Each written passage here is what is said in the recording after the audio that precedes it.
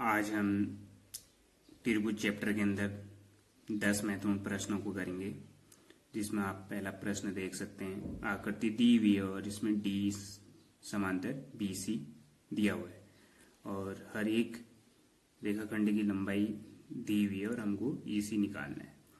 तो सबसे पहले आपको इस चैप्टर का ये वाला प्रश्न स्टार्ट करने से पहले थेल्स प्रमेय और थेल्स प्रमेय का विलोम, इन दोनों का बेसिक कॉन्सेप्ट पता होना चाहिए। तो पहले इसको समझते हैं कि थेल्स प्रमेय कब लगनी है। देखिए, थेल्स प्रमेय हमेशा लगती है त्रिभुज में। त्रिभुज दिया होगा, उसका नाम सपोज कुछ भी होगा, हमने ABC मान लिया। अब ये जो है, ये BC जो है, ये इसके समांतर है, इसका नाम D है। तो थेल्स प्रमेय तब लगेगी जब हमें दिया होगा कि ये इसके समांतर है, मतलब हमको दिया है BC समांतर D। तब क्या हो जाएगा, ये ऐसा होगा त्रिभुज में, तब हमारा AD बट्टा DB बराबर AE बट्टा AC होगा। ये ध्यान रखना है थेल्स प्रमेय से। ऐसे ही अब विलोम लगना है। विलोम कब लगेगा ये भी ध्यान रखना है। विलोम लगने के लिए आपको सेम यही त्रिभुज होगा ABC और ये D, पर ये समांतर नहीं दिया होगा।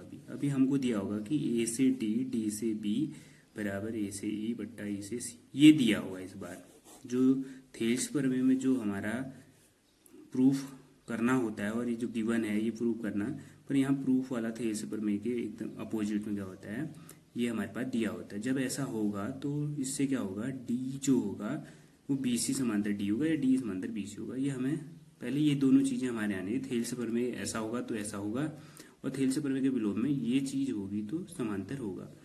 तो अब यहाँ हम देखेंगे ये D समांतर BC है, तो मतलब यहाँ समांतर दिया है तो यहाँ थेल्स प्रमेय लगेगी। तो इससे क्या होगा, A से D, D से B बराबर A से E, E से C होगा। अब आप क्या करेंगे, जो जो इसके मेजरमेंट पता है ड्रॉ से देखेंगे वो इसमें पुट कर देंगे। तो AD हमको पता है 1.5 सेंटीमीटर है, ऐसे ही DB पता है 3 सेंटीमीटर, AE हमारे पास 1 सेंटीमीटर और EC सेंटीमीटर कट गया है। माना हमें दशमलव हटाना है तो यहाँ 0 बढ़ जाएगा, तो इससे दूनी बार 15 कम 15 15 30।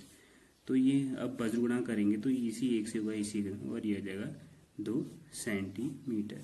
कभी कभी एग्जाम में हमें प्रश्न को ध्यान से देखना है, वो हमसे EC ना पूछ के AC पूछ देता है। तो सबसे पहले हमने EC तो निकालना ही निकालना है, और AC निकालने के लिए आप खुद देखो AC कैसे बनेगा। जब इतना में इतना जुड़ेगा, मतलब AE धन EC होगा। AE पता है 1 सेंटीमीटर और ये 2 सेंटीमीटर आ गया, तो हमारा आंसर 3 सेंटीमीटर। तो प्रश्न को हमने ध्यान से देखना है कि पूछ क्या रहा है। तो अधिकतर बार हमारे जो बुक होती है उसमें EC हमने निकाला था, एग्जाम में हमसे EC पूछ देता है और हम इतना करके छोड़ के आ जाते हैं। तो हमें प्रश्न को ध्यान से समझना है, क्या निकालना है, तो वहां तक हमने आंसर पूरा पूरा देना है, तभी नंबर पूरे मिलेंगे। ऐसे अगला प्रश्न देखेंगे जो हमें दिया हुआ है, हमने ये लिख दिया और ये हमें सिद्ध करना है। तो मैंने अभी बताया जब समांतर होता है तो थेल्स प्रमेय लगती है। आपको लिखना भी है यहाँ पे ब्रैकेट में कि थेल्स प्रमेय से हमने थेल्स प्रमेय का प्रयोग किया है। अब LM समांतर C, तो सबसे पहले आप चेक करोगे कि ये है कहाँ पे। तो आपको दिख रहा है ये LM और ये है CB, तो आप ये त्रिभुज उठा के ले लोगे। तो आप पहले यहाँ से स्टार्ट करोगे, ये चूंकि गिवन है LM समांतर CB, तो यहाँ थेल्स प्रमेय लग जाएगी आपकी इस त्रिभुज में। त्रिभुज ABC में ये C पॉइंट है, तो ABC में आपने इतना लिखा और थेल्स प्रमेय से क्या हो जाएगा, A से M आएंगे, फिर M से B, इसे A से L आएंगे, फिर L से C। तो ये त्रिभुज लिया है हमने, ये समांतर इसके है, तो थेल्स प्रमेय लगी इतने यहाँ, फिर इतना बट, फिर यहाँ से अगला समांतर जो है वो ये L है ना और C भी। तो अब हम आएंगे अगले त्रिभुज में, त्रिभुज ACD में। यहाँ LN समांतर CD है, तो अब त्रिभुज हमने लिया तो यहाँ से AL बट्टा LC AN बट्टा ND। इसको इक्वेशन 1 बोला, इसको इक्वेशन 2 बोला। अब कंपेयर किया दोनों इक्वेशनों को, तो हम देखेंगे कि इनके ये पक्ष बराबर। अब आप होगे तो दायां पक्ष या बायां, तो आप लिख तो सकते हो, इसको आप लिख लो ऐसा, दूसरा ना बोल के इसको अदला बदली कर सकते हैं बराबर में। तो ऐसा लिख के अब इक्वेशन 2 कर दिया। अब तो बराबर हो गए, इसके दाएं दाएं पक्ष बराबर हो गए, तो इससे क्या होगा, समीकरण 1 और 2 से AM बट्टा MB बराबर, तो हम यहाँ पे लिखेंगे AM बट्टा MB बराबर AN बट्टा ND। ये हमने लिख दिया AM बट्टा MB बराबर। आप देखेंगे इनके ये पक्ष बराबर होंगे, इनको बराबर चीज़ें इक्वेट हो जाती हैं, इससे बाएं पक्ष बराबर। अब हम हमारा टारगेट देखें, क्या हमारा आंसर आ गया? ए एम बट्टा ए बी नहीं आया। अब ए बी है कहाँ ड्रॉ में? ए बी पूरा है। अब पूरा कैसे बनेगा ये आप देखेंगे। तो ए बी ए एम में एम बी जुड़ेगा, तो ए एम। देखिए समीकरण 1 और 2 बनने के बाद हमने इसकी तुलना करी। तुलना करने पे हमको क्या मिलेगा, क्योंकि हमारा भी टारगेट अचीव नहीं हुआ है। ए एम बट्टा ए बी है और ए बी पूरी लंबाई है, आप रो में देख सकते हैं ए बी पूरी।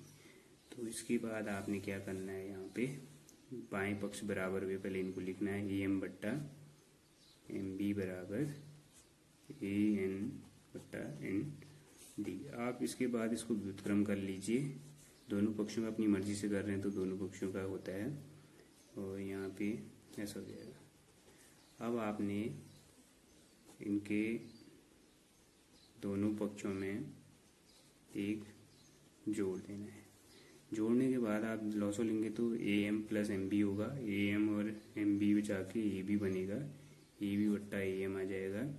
यहाँ एन डी और A N plus N D बोलो, N D plus A N, तो ये ए डी बन जाएगा, ए डी बट्टा ए एन बन जाएगा, ए डी बट्टा ए एन। अब आप अपना टारगेट देखेंगे क्या आंसर आ चुका है।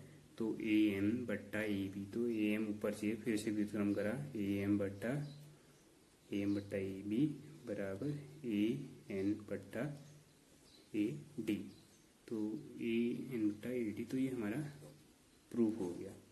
तो आपके समझ में आ गया। करना क्या, एक बार दोबारा समझना है इसको। देखिए हमको समांतर दिया है, हमने ये भी ध्यान रखना है हमारा टारगेट क्या है, हमको क्या लाना है। जो समांतर दिया है वहाँ थेल से प्रमेय लगानी है समीकरण। ऐसे अगला समांतर जो दिया था सिर्फ थेल से प्रमेय लगे समीकरण 2। अब हमने देखना है हर में क्या चाहिए, ए बी चाहिए। तो ए बी बनेगा कैसे, तो आपको पहले ड्रॉ देना। ए बी बनेगा जब ए एम में एम बी जुड़ेगा, और हर में हमें ध्यान रखना है कि हर में ए बी बनाना है और अंश में ए एम रखना है। तो फिर इसके बाद हमने इसका व्युत्क्रम करा। यहाँ पे आपको समझने, व्युत्क्रम करने के बाद आप सोचेंगे ये यहाँ पे ए बी आएगा तो दोनों पक्षों तभी एक जुड़ेगा, ये हर यहाँ पे आएगा तभी जाके ए बी आएगा। फिर ये अदला ऊपर नीचे चाहिए, तो व्युत्क्रम करने के बाद हमारा टारगेट अचीव हो गया। ये हमें ध्यान रखना है। ऐसे ही प्रश्न नंबर 3, एक चतुर्भुज है। एबीसीडी के विकर्ण बिंदुओं पर इस प्रकार प्रतिच्छेद करते हैं कि ए बट्टे बी बराबर सी ओ बट्टे डी है, और दर्शाना है कि एबीसीडी एक समलंब है। देखिए चतुर्भुज दिया है, हम सबसे पहले एक चतुर्भुज एबीसीडी बना लेंगे अपने हिसाब से। अब चूंकि समलंब है तो मतलब समलंब सिद्ध करना है, तो ये समलंब आएगा ही। तो हमने यहाँ पे ड्रॉ समलंबी बना दिया,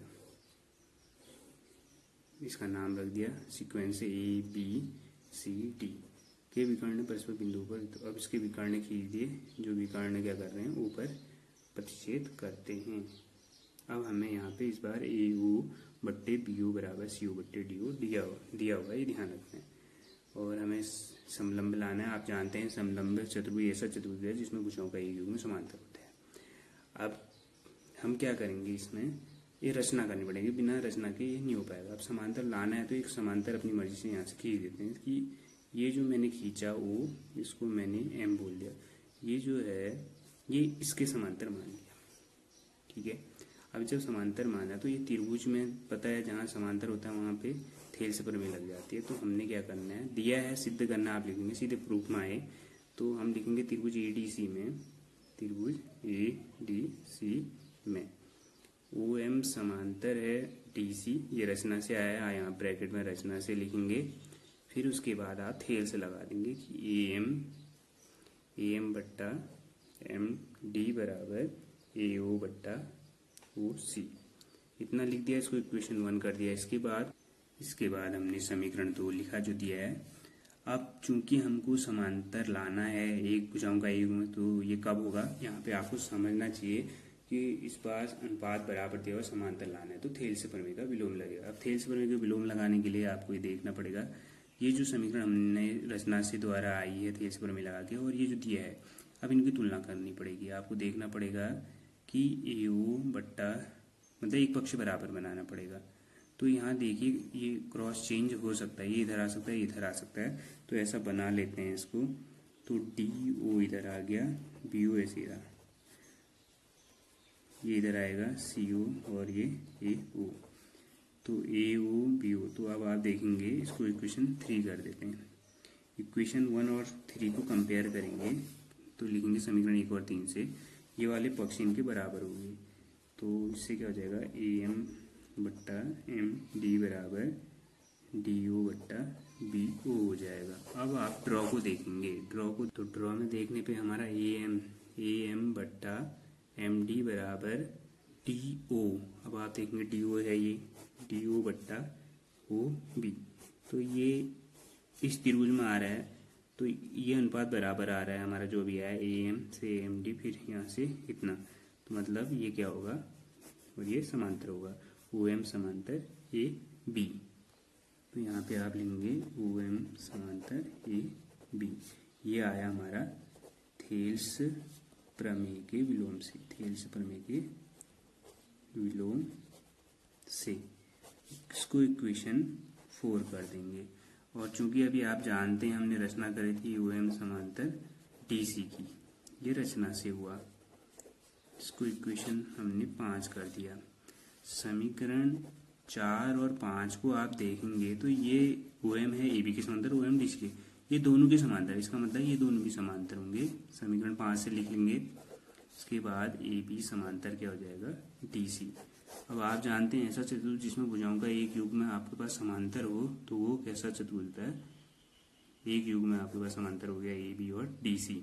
आप समलंब देखेंगे यहाँ पे ए बी और डी सी समांतर हो गया, चतुर्भुज में एक युग में समांतर हो गया तो ये समलंब हो गया, तो लास्ट में लिख दिया तो चतुर्भुज ए बी सी डी एक समलंब चतुर्भुज है, तो ये हमारा प्रूव्ड हो जाएगा। अगला प्रश्न करेंगे, आकृति आपको दिख रही है और क्या दिया है, क्या सिद्ध करना है, आपको इस बार समरूप करना है।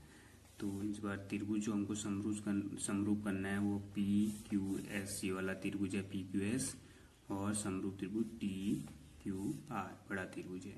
अब भुजाएं जो हमें अनुपात में बराबर दी हैं वो हैं क्यू आर, क्यू से आर गए, क्यू आर हो गया बट्टे क्यू एस, तो ये छोटी भुजा, फिर ऐसे ही क्यू टी और क्यू टी और पी आर। इक्वेशन 1 और 2 बराबर। समरूप होने के लिए अब हमारे समझ में आना चाहिए यहाँ पे प्रतिबंध कसौटियाँ। देखिए समरूप करने के 3 प्रतिबंध होते हैं। ए कोण होना चाहिए, क्या दो भुजाओं के अनुपात के बीच में कोण होना चाहिए, तीनों भुजाओं का अनुपात होना चाहिए। तो ये 3 कसौटियाँ हैं जिनसे त्रिभुज क्या हो सकता है, समरूप हो सकता है। समरूपता लगानी है तो ये चीजें होनी चाहिए। अब जो हमको दिया है हमने देखा तो ये दो भुजाओं के अनुपात के बीच में कोण आ नहीं रहा है, इसलिए ये तो लग नहीं सकता है। आप देख सकते हैं, आप इसमें समझ सकते हैं Q R Q S Q T और पी आर ऐसे चले गए। अब क्या किया जाए, तो इसके लिए आप देखेंगे यहाँ पे पी इक्वेशन मतलब सॉरी कोण 1 और कोण 2 बराबर हैं, तो कोण 1 बराबर कोण 2 लिखेंगे। अब ये जो कोण 1 और 2 हैं ये किस त्रिभुज में दिख रहे हैं आपको बराबर, ये त्रिभुज है हमारे पास पी क्यू आर। तो आप यहाँ प्रूफ में आएंगे तो उत्पत्ति में, तो त्रिभुज पी क्यू आर में कोण 1 बराबर कोण 2 ये हमको दिया है। अब कोण 1 और 2 बराबर हैं तो आप जानते हैं बराबर कोणों की समूह भुजाएं बराबर में, बराबर भुजाओं के समूह कोण, तो यहाँ पे बराबर कोणों की समूह भुजाएं, तो ये कोण 1 की समूह भुजा आपको ये वाली हो गई, कोण 2 की, मतलब यहाँ से पी क्यू बराबर पी आर आ जाएगा, पी क्यू बराबर पी आर। ब्रैकेट में लिखेंगे बराबर कोणों की समूह भुजाएं बराबर होती हैं, आप लिख लेंगे। ठीक हो गया, ये बराबर आ गया हमारे पास। तो अब आपको ये देखना है कि क्यू जो आर है ये बड़ी भुजा है, लिख लेते हैं एक बार Q R, Q S Q T और पी आर, ये हमने लिख दिया एक बार, दिया है। ठीक हो गया, Q R Q S Q T. अब यहाँ देखो ये बड़ी भुजा बोली भी छोटा बोला, यहाँ क्यूटी बोला पर ये नहीं बोला, पर अब हमारा ये हम रख सकते हैं इसकी जगह पे पी क्यू पी आर की जगह पे, क्योंकि आपको दिख रहा है ये और जो ये अभी आया है बराबर हो चुका है। तो इसको समीकरण 1 कर दो, इसको समीकरण 2 कर दो, तो क्यू आर क्यू एस बराबर क्यू टी और यहाँ पे पी क्यू। फिर चेक करना है आपने, देखिए क्यू से आर गए, बड़ी भुजा क्यू आर, तो फिर क्यू ऐसा है। अच्छा, क्यू से टी गए तो फिर क्यू पी आया। तो मतलब जितना यहाँ गए हैं उतना यहाँ भी जा रहे हैं, फिर अगले में इतना छोटा था यहाँ पे भी इतना छोटा, तो ये हमारा आ गया। पर हमको समरूप लाना है, ये भी ध्यान रखना है, समरूप करना है त्रिभुज पी क्यू। अब हम त्रिभुज को देखेंगे, त्रिभुज पी क्यू एस ये है, इनको बना भी सकते हैं आप, एक बार बना के आपको अच्छी तरह समझ में आएगा। दोनों को अलग अलग बना लिया, पी क्यू है जिसको हमने समरूप करना है त्रिभुज, और टी क्यू आर इनको हमने समरूप करना है। अब देखें, ये देखिए क्यू आर दिख रहा है क्या इसमें आपको, क्यू आर ये हो गया पहला, इसके बट्टे में क्यू एस है। अभी हम यहाँ से इधर को आ रहे हैं तो पहला त्रिभुज ये है, फिर ये है, ये भी ध्यान रखना है। तो क्यू आर बट्टे क्यू एस है, फिर यहीं का आना चाहिए पहले ये क्यू टी है, तो इसके नीचे पी क्यू है, तो आपको दिख रहा है। अब क्योंकि दो भुजाओं के अनुपात में कोई समरूपता नहीं लगती, 3 एलिमेंट होने चाहिए भुजाओं में, कोण में 2 भी होने पर कोण। अब अगला है कि अब देखना पड़ेगा क्या पता इनके बीच में कोण आ जाते, पी क्यू एस बोलो या पी क्यू आर बोलो, कोण एक आ रहा है, एक भी बना है तो यहाँ पे एक है, और 2 बना है आर पे, पी आर क्यू, पी या टी पी, एक मिनट, क्यू पे ये नहीं हो रहा है, यहाँ पे कोण 1 2 नहीं आ रहा है, पी क्यू एस और टी क्यू आर, तो दोनों में आर आ रहा है, उभयनिष्ठ कोण, तो ये और ये क्या आ रहा है दोनों में, तो कोण क्यू बराबर कोण क्यू, तो ये उभयनिष्ठ कोण आ रहा है, तो ये भी ध्यान रखना उभयनिष्ठ कोण। तो देखिए दो भुजाओं के अनुपात के बीच में उभयनिष्ठ कोण है, मतलब एस ए एस समरूपता कसौटी लग रही है यहाँ पे। तो कसौटी से क्या हो जाएगा, ये जो हमको त्रिभुज पी क्यू एस समरूप लाना था टी क्यू आर के, ये समरूप हो गया, ये हमारा प्रूव्ड हो गया। तो ये प्रश्न बहुत इंपॉर्टेंट है, इसको ध्यान से देखना है, क्या क्या किया है, स्टेप को समझना है और समरूपता लगानी है, देखना है। हम पहले सोच रहे 1 और 2, तो ये नहीं हुआ, और दोनों में कोण क्यों पूरा पूरा आ रहा है, तो त्रिभुज को पूरा देखना है हमने कि उस त्रिभुज में कोण 1 आ रहा नहीं आ रहा, 2 है तो 2, कहीं हमने त्रिभुज नहीं ये ले रहे हैं 2, हमने इस पूरे को तो नहीं बोल दे रहे हैं, और हमें ये दिया था पूरा। इस चीज़ों का ध्यान रखते हुए समरूपता प्रतिबंध का भी ध्यान रखते हुए प्रश्न को स्टेप बाय स्टेप देखना है। अगला प्रश्न नंबर 5 करेंगे। त्रिभुज के अंदर महत्वपूर्ण प्रश्नों की सीरीज चल रही है, जिसमें 10 प्रश्न कराए जाएंगे जो इस चैप्टर से महत्वपूर्ण है, जो बोर्ड एग्जाम में आ सकते हैं। इस क्रम में प्रश्न नंबर 5 देखेंगे। एक त्रिभुज एबीसी की भुजा पीछे पर एक बिंदु डी इस प्रकार स्थित है। अब इस प्रश्न में चित्र नहीं दिया था, तो हमने एक त्रिभुज बनाया, त्रिभुज एबीसी, उसकी भुजा पे डी इस प्रकार स्थित है कि, अब उसने जैसा जैसा बोला ए डी सी, तो हमने ए डी सी डी लिया, फिर ए डी सी ऐसे कोण बना दिया, ये हो गया बराबर पी ए सी, तो ये ऐसा चिन्ह बना दिया, मतलब ये दोनों बराबर, ये कोण और ये कोण बराबर है। अब हमें लाना है C square C P into C T. देखिए कभी भी त्रिभुज चैप्टर से प्रश्न आते हैं तो पहले तो प्रश्न में देखना कहीं समांतर तो नहीं दिया है, समांतर नहीं दिया, क्या पता अनुपात में बट्टे में दिया, इतना बट्टे इतना बराबर इतना बट्टे, तो आपको तब ये दिमाग में आना चाहिए कि यहाँ पे थेल्स प्रमेय या थेल्स प्रमेय का विलोम लगेगा। इसके अलावा आपको ऐसे प्रश्न दिखाई देते हैं तो आपके दिमाग में आना चाहिए क्या पता इनमें समरूपता लग सकती है। तो अब हम यहाँ पे समांतर ऐसा कुछ दिया है नहीं, कुछ बट्टा कुछ भी नहीं दिया है, तो अब ऐसे प्रश्नों के लिए हमारे दिमाग में आनी चाहिए समरूपता की 3 कसौटियां, ए समरूपता, एस समरूपता और एस समरूपता कसौटी। तो हम देखेंगे इन्हीं की, इन तीनों में से किसी एक की हेल्प मिलेगी, हमको देखना पड़ेगा इसके लिए।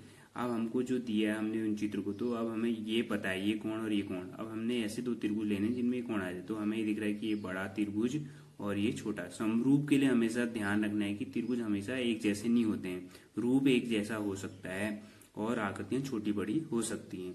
तो ये बड़ा त्रिभुज और ये छोटा त्रिभुज ये समरूप होगा, तो हमने इसको रफली बना लिया। तो दोनों त्रिभुज बना दिए हमने जैसा हमको दिया था, ए डी सी ये डी कोण हो गया, और बी ए सी। अब इन 2 त्रिभुजों को देखना है, इसके साथ बराबर हो गया, मेन ड्रॉ ये है इस बात का। अब हम मेन ड्रॉ से इन दोनों को कंपेयर करेंगे। पहला तो चलो ये दोनों बराबर है, दिख भी रहा है। अब जब हमने ये बड़ा त्रिभुज लिया और ये छोटा, तो दोनों में एक चीज आ रही है, कोण सी पूरा पूरा आ रहा है, तो दोनों में जब भी चित्र बनाओ तो दोनों में ये ध्यान रखना है एक ही तरफ को ये, तो आपको दिख रहा है कि हाँ ये इधर ही हाथ की ओर है, दाएं हाथ की ओर। तो अब आपको समरूपता की कसौटी समझ में आ गई, ये कोण इसके बराबर है, ये कोण इसके बराबर, मतलब ए समरूपता से ये त्रिभुज क्या हो जाएगा, समरूप हो जाएगा। देखिए त्रिभुज को हमने समरूप किया, तो लिखने का तरीका आप देख सकते हैं, दोनों त्रिभुजों को लिया, जो दिया था जो घनिष्ठता ए समरूपता से समरूप हो गया। अब जब त्रिभुज समरूप हो जाते हैं तो दो चीजें अपने आप हो जाती हैं, भुजाएं अनुपात में आ जाती हैं और संगत कोण बराबर हो जाते हैं।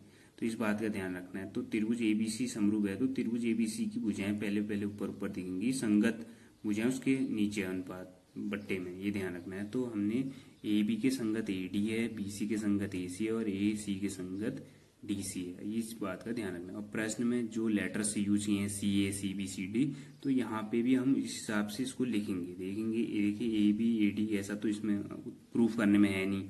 अब यहाँ पे इसने सी में ज्यादा, तो हमने बी सी को, इसको हम बी सी को सी बी भी लिख दो, यहाँ पे सी बी कर दिया, ऐसे इसको सी ए लिख सकते हैं।